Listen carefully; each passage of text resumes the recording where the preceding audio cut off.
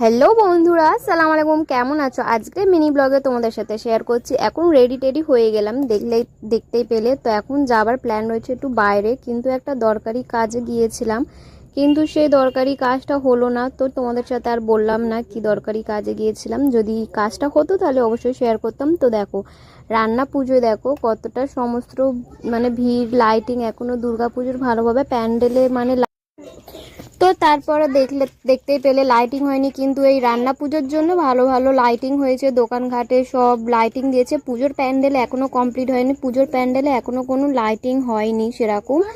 তো আমি এই যে কাজে গিয়েছিলাম সে কাজটা তো হলো না, দুঃখিত। তো দেখো এখানে আমাদের রান্না পুজোর সময় আমাদের এই গ্রামেতে কেমন সাজিয়েছে দোকান পাচারি সব লাইটিংয়ে। তো সে যাই হোক না কেন, তো ভাবলাম তোমাদের সাথে শেয়ার করি। সেনকো গোল্ডও ভালোই সাজিয়েছে। এখানে আবার গান বাজছে, ভালো ভালো ডিজে হচ্ছে।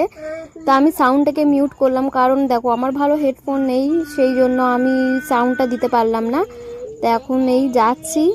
দেখো কত সুন্দর সব পুজোর ভালো ভালো কালেকশন হয়েছে, কিন্তু আমার রানিং গাড়ি, সেই কারণে আমি ভিডিওটা দাঁড়িয়ে করতে পারিনি, কারণ আমার লাভারও পজিশন নেই সেই জন্য।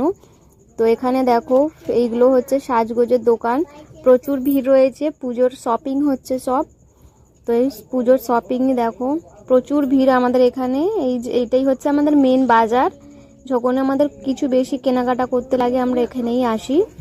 এই হচ্ছে বড় মার্কেট আমাদের এখানে। তার থেকেও বড় মার্কেট আবার কলকাতায় রয়েছে। তো আমাদের এখানে এই সবই প্যান্ডেল দেখতে পেলে তোমাদের সাথে যেটুকুনি পারলাম শেয়ার করলাম। প্লিজ চ্যানেলটাকে সাবস্ক্রাইব করে পাশে থেকো। কিন্তু দেখো কত সুন্দর লাইটিং সাজিয়েছে।